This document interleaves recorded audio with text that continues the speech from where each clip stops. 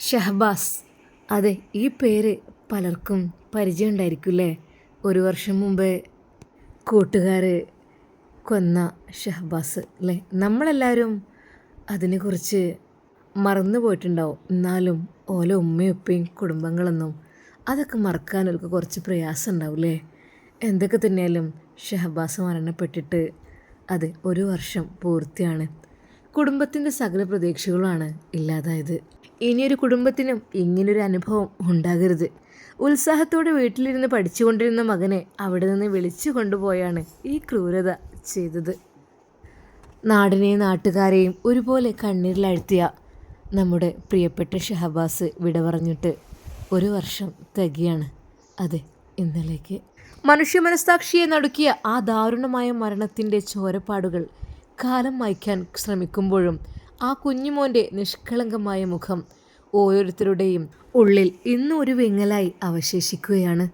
പഠിച്ചു വളരുവാനും ഒരുപാട് സ്വപ്നങ്ങൾ നെയ്യാനും കൊതിച്ചിരുന്ന ആ ഇളം പ്രായത്തിലാണ് ഷഹബാസ് ക്രൂരമായി മരണപ്പെട്ടത്.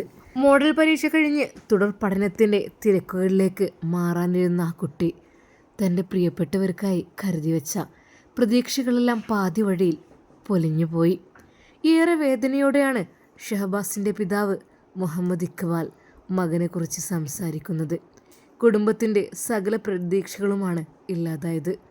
ഇനിയൊരു കുടുംബത്തിനും ഇങ്ങനൊരു അനുഭവം ഉണ്ടാകരുത്. ഉത്സാഹത്തോടെ വീട്ടിലിരുന്ന് പഠിച്ചുകൊണ്ടിരിക്കുന്ന മകനെ അവിടെ നിന്ന് വിളിച്ചു കൊണ്ടുപോയാണ് ഈ ക്രൂരത ചെയ്തത്. തിരികെ വന്ന അവശനായ മകനെ വീട്ടിൽ നിന്ന് ചികിത്സക്കായി കൊണ്ടുപോകുമ്പോൾ അവൻ ഒരക്ഷരം പോലും സംസാരിക്കാൻ കഴിയാത്ത സാഹചര്യത്തിലായിരുന്നു. അദ്ദേഹം കണ്ണീരോടെ ഓർക്കുന്നു. ഈ വിശുദ്ധ മാസത്തിൽ ഷഹബാസിനെ ഓർക്കുവാനും അവൻക്ക് വേണ്ടി പ്രാർത്ഥിക്കാനുമാണ് നാടൊന്നാകെ തീരുമാനിച്ചിരിക്കുന്നത്. കാലം എത്ര കഴിഞ്ഞാലും ഷഹബാസിൻ്റെ ഓർമ്മകൾ മരിക്കില്ലെന്ന് സുഹൃത്തുക്കളും നാട്ടുകാരും ഒരേ സ്വരത്തിൽ പറയുന്നു. വീട്ടിലെ കൊച്ചനിയനും ഉമ്മയും ഉപ്പയും ഇന്നും ആ കാൽ പെരുമാറ്റത്തിനായി കാതോർക്കുന്നുണ്ടെങ്കിലും തിരിച്ചു വരാത്ത ലോകത്തേക്ക് ഷഹബാസ് യാത്രയായിട്ട് ഇന്നേക്ക് 365 ദിവസങ്ങൾ പൂർത്തിയാവുകയാണ്. ഷഹബാസിന് വേണ്ടി നമുക്കും പ്രാർത്ഥിക്കാം. നമ്മുടെ മക്കൾക്കൊന്നും ഇതുപോലെ ഒരവസ്ഥ വരാതിരിക്കട്ടെ എന്ന് നമുക്ക് പ്രാർത്ഥിക്കാം. മാതാപിതാക്കൾക്കും ക്ഷമ നൽകട്ടെ. ആ പൊന്നുമോൻ സ്വർഗത്തിൽ സന്തോഷത്തോടെ ജീവിക്കട്ടെ.